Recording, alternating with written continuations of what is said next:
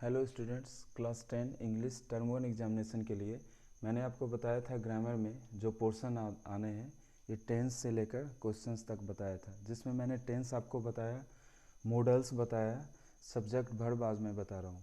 तो इसमें आपका टर्म 1 एग्जामिनेशन के लिए सब्जेक्ट वर्ब भी आपका इम्पोर्टेंट चैप्टर है। तो इसमें कुछ इंपॉर्टेंट टॉपिक्स मैं बता रहा हूँ जिसके मदद से आपको क्वेश्चन बनाने में आसानी होगी। मैंने कुछ टॉपिक्स रखा है। इसमें लिखा है कि इफ़ अगर यदि किसी भी सेंटेंस के आगे each, every, either, neither, one, everyone, anyone अगर प्रेजेंस रहे, अगर उसमें रहे तो आपका वर्ब सिंगुलर में होगा। हमेशा आप ये याद रखना कि ईच, एवरी, आइदर, नाइदर से जो भी सब्जेक्ट शुरू हो रहा है तो उसका वर्ब हमेशा सिंगुलर में होगा। एग्जाम्पल्स कुछ मैंने दिए हैं कि each boy has a pen, has singular रूप में आ रहा है। Either way is safe, is singular रूप में आ रहा है। आप टॉपिक देखो, इसका सब्जेक्ट देखो, आपका आ रहा है एवरीवन वाज प्रेजेंट, ये भी आपका सिंगुलर रूप में आ रहा है। नोबडी वाज देयर, ये भी आपका सिंगुलर रूप में आ रहा है। तो आपने जाना कि each, every, either, neither, one, everyone, any से कोई भी सब्जेक्ट जो शुरू हो तो उसका वर्ब हमेशा सिंगुलर फॉर्म में होगा। दूसरा मैं बता रहा हूँ, अगर कोई भी सेंटेंस आपका बोथ, मेनी, सेवरल, फ्यू से शुरू हो तो आपका ये हमेशा आपका प्लूरल में होगा आपका सेंटेंस।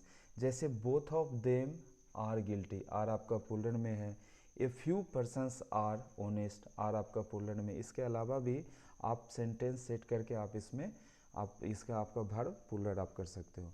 फिर इसके बाद मैंने आपको बताया कि इफ़ एनी सेंटेंस, अगर कोई भी सेंटेंस आपका as well as, along with, together से स्टार्ट हो तो आपका वर्ब हमेशा उस सबसे स्टार्ट जो फर्स्ट सब्जेक्ट है उसके हिसाब से आपका वर्ब बनना है।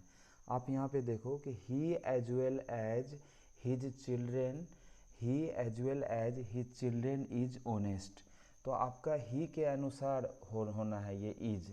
आप देखो ही आपका सब्जेक्ट है, इज आपका वर्ब है।